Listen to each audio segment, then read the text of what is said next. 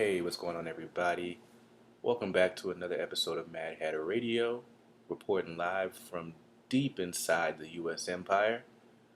I'd like to thank you guys for hanging in there and sticking with me. It's been a little bit before, since I've done a video, but I'm back, and I'll be doing a lot more of these. I'm also going to be looking into doing some other things, but I don't want to get too much ahead of myself.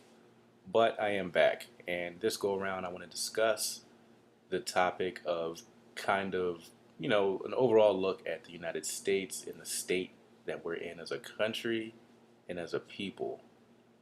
Now, you know, I'm just kind of looking around and, I've been on this earth for a decent amount of time. I've been on this earth for 31 years. And obviously, I haven't been in this situation that I've been in, but, I was pretty conscious, pretty aware growing up and talking to my parents and asking questions. And I noticed that kind of looking back at how things were compared to how they are now, my parents are telling me that, things are a lot more difficult now and they've been working for a long time. And this is the overall sentiment of a lot of people in the United States is that people are working harder and harder and they're not seeing their dollar go far enough and things are getting more difficult. Now, I do want to try to get into some of that, not get too into depth for this video, but you know, things are a little bit messed up. I'll put it that way. So let's start with discussing some of the issues that I see with the United States, with U.S. life, and with Western society, Western life.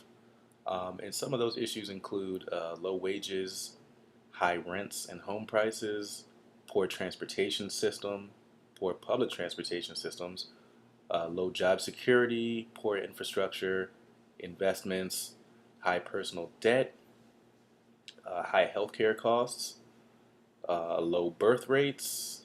Oh, well, before I even get into that, those are just some of the economic issues that I feel as though we're feeling as a country, as one of the most wealthy countries in the world, and that wealth is not being felt by a lot of people, and it's just kind of striking, and it's a little bit surprising how we still struggle day after day. Most Americans, and the problem's getting worse. Most Americans can't even, they don't have an emergency fund if something goes down. They're living paycheck to paycheck. Um, a lot of them can't even afford to rent an apartment on their own without having, multiple roommates because of the prices of everything. So outside of the economic situation, we're seeing things in this country like low birth rates, high mortality rates among pregnant women. As a quote unquote first world nation, as the most wealthy nation, and we're still having low birth rates and in situations where women are dying during pregnancy. So outside of that, we have low marriage rates, and we know what that means when you're raising children, when you're trying to raise a family and raise these new human beings. Without high marriage rates, these children are not going to be put in the best situation to succeed. We have, violent police interactions every day. It doesn't matter what color you are. Obviously, some colors get it worse, especially black and Latinos.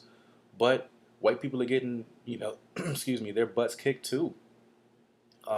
We have high education, but low common sense. What I mean, that people have these degrees left and right, but they're not the smartest people because, well, the educational system is not really teaching you to be smart. In my opinion, it's teaching you how to be, more of a slave, how to get in line.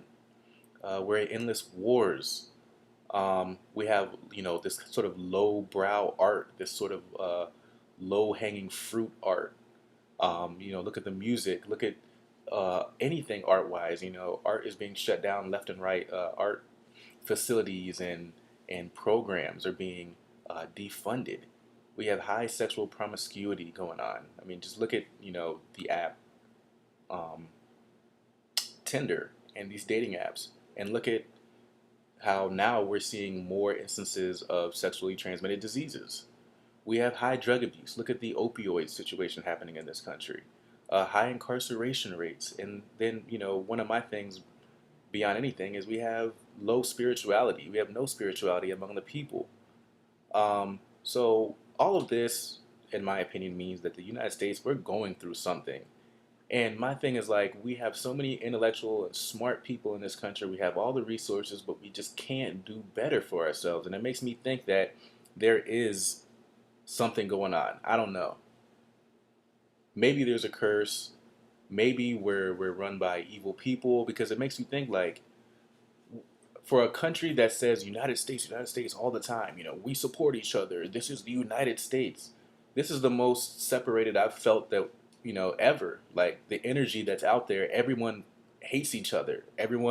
Nobody wants to help anybody, unless they can put it online to be seen. There's just this level of disconnect amongst every single person, and we hate each other and we hate ourselves, and it's just like, wow, what is really going on? Is there some sort of vex that's been put on us? But then if you think about it, I know this isn't totally scientific, but the United States is basically built on a giant Indian burial ground.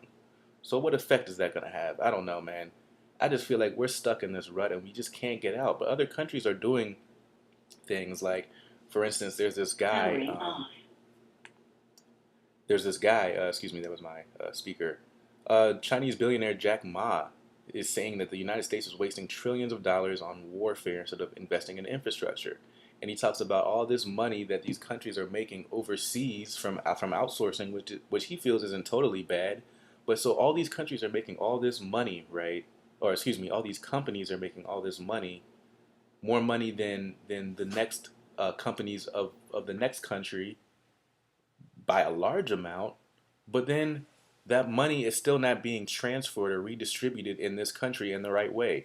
Now, no, I know a lot of people are going to get crazy and say, "Oh, redistribution. Whoa, whoa, we can't be talking about that." Well, whether you want to talk about it or not, money is redistributed already. Just because it might change later on down the line doesn't mean that just because in that instance it's redistribution. What's happening right now is also redistribution of wealth. It's just not being redistributed in the right way, because we're investing all of our money in corporations, rich families, and war. And a lot of it is also being invested into healthcare costs, but our healthcare system is not efficient, which is why people are trying to change that. It's just crazy to me, man. So basically, I want to talk about some numbers really quick. So the cost of the wars that we've been in so far, the recent wars, is $6 trillion, right? Universal healthcare. They've had two.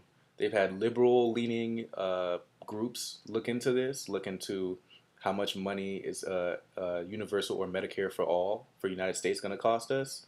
There's been left groups and right groups looking into this, and essentially both groups have said that overall it's going to save us money. It would save us $2 trillion because of the efficiency.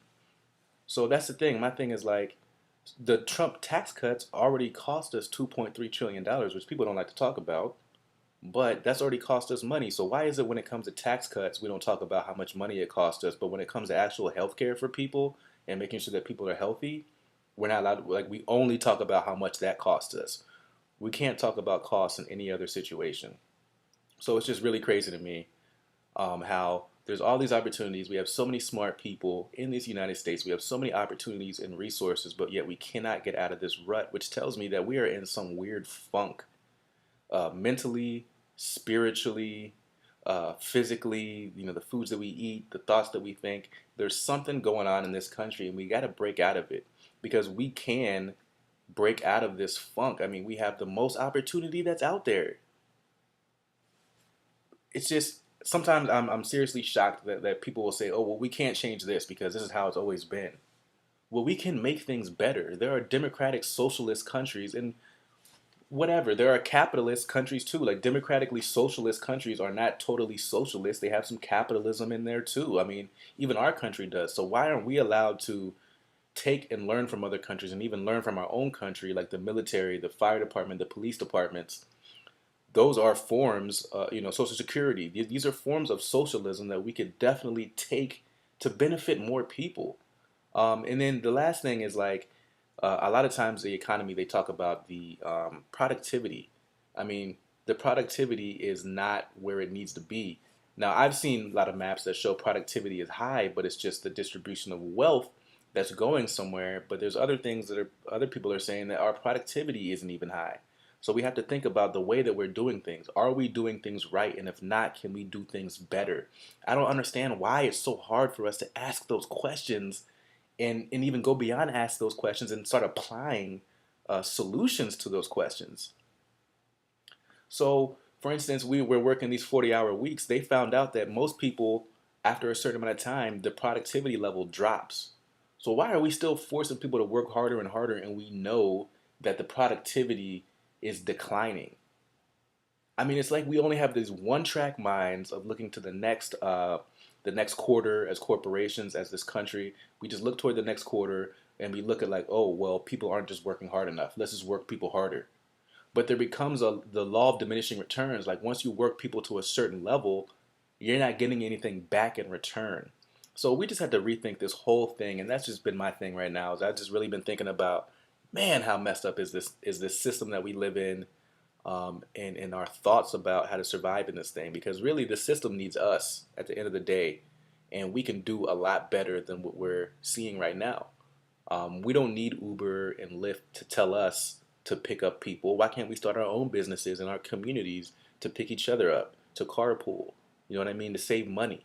We can do a lot of these things if we just put our minds to it, but we're in this perception, we're in this mind state that we need businesses and authority figures to tell us what the frick to do. So that's where I want to leave this so far. Um, Thanks again, everybody, for subscribing. Thanks for interacting with my content. If you like this, please give it a like and subscribe, and please leave some comments. I'll do my best to get back to all of them. And thanks again, and everyone out there, stay woke.